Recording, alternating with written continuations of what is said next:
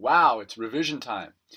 We did a lot of work last night in class, and I hope that people feel confident about how to strategize their revisions.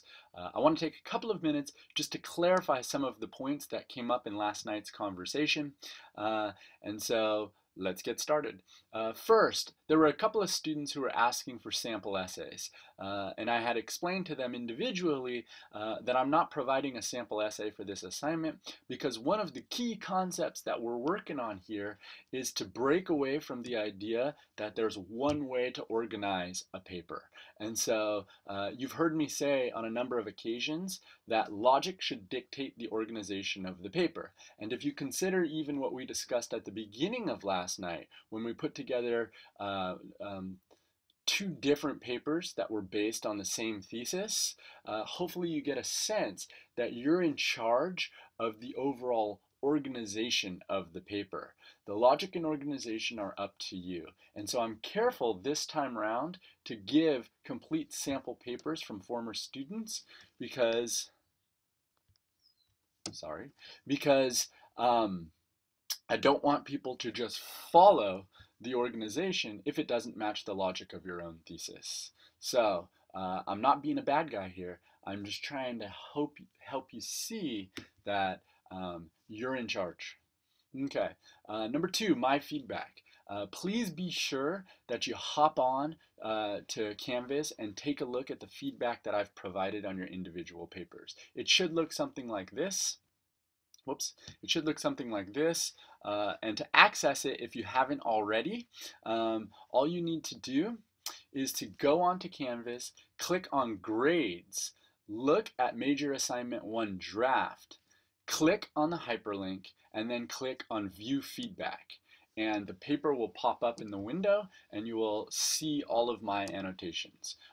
Now, when you're revising, I want you to, of course, take into consideration all of the points that I made on your paper. However, I also want you to consider many of the points that we brought up last night. You will remember that last night I explained that I look for patterns in the papers. And so a lot of those large patterns that we had discussed, I may not have detailed in the annotations, but you're still responsible for them. So, for example, last night we really talked about this idea of coherence, about how the paper works as a whole.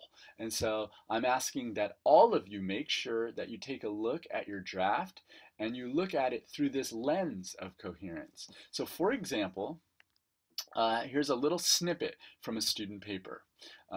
In this paper that the student is writing, we see that she's set up two big claims. Consider this her thesis here.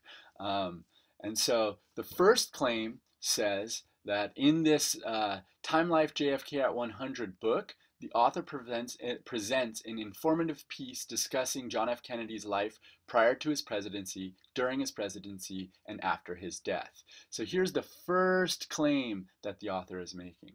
She then goes on and says, however, after analysis, the author seems to persuade the reader to believe John F. Kennedy died a martyr and hero with a major influence politically and socially in America, even in the present day. And so she's setting up these two parts. And so now the student has to think about the overall organization. Is she going to deal with the first part in the first half of the paper and the second claim in the second half of the paper, or is she going to bounce back and forth in each paragraph? It's up to the student. And the student has to let me know, has to let the reader know that organization. And so what happens is in the draft, we see that the first body paragraph starts with this. Bishop starts his piece with a brief history of Kennedy's family, describing his father, etc., etc. Note that it's hard to see a relationship between how this body paragraph starts here and either this claim or this claim. And so what we had discussed was how we can make these things cohere. And so I've taken this little example and I've just added a little bit of language. And so if the first claim is arguing that it's merely an informative piece, then we want to clarify for the reader that we're going to deal with that section first in the paper. And so take a look at this little sentence that I've added. Initially, the text that should become, sorry, the text comes across as mainly informative. For example, and note that this little additional language here actually helps set up the logic and organization for the reader. The reader now knows that in the first paragraph here, there's a link between what all of this information is going to do and this first claim up here. And so that's the idea. We want to draw these links. We want to build that connective tissue so that the reader can follow the overall logic of the paper. And so if we come back here, that's the aim. That was one of those big patterns that a lot of folks were having challenges with, and so that I ask all of you to go into your paper and make sure that you can see how each paragraph connects, how each paragraph addresses a component of the thesis. A couple little things. Remember that in class I've explained that this paper really is a test. I don't like that language, but you get the idea. It's a test of your ability to reason on paper. And so I'm not interested necessarily in these generic introductions with a hook at the beginning, etc. I merely want you to provide me your argument or your thesis. And so don't spend too much time on the introduction because really that time would be better spent making sure that you have a very clear thesis or argument set up in the front. Similarly, don't worry about a conclusion at all. We had talked about in class briefly the idea that you don't need to summarize everything that you just said. You don't need to remind me of what you just said. I will be able to remember what you've done in these 4 to 6 paragraphs that you're setting up. So it's really just a straightforward, clear little reasoning packet that you're providing me this time around.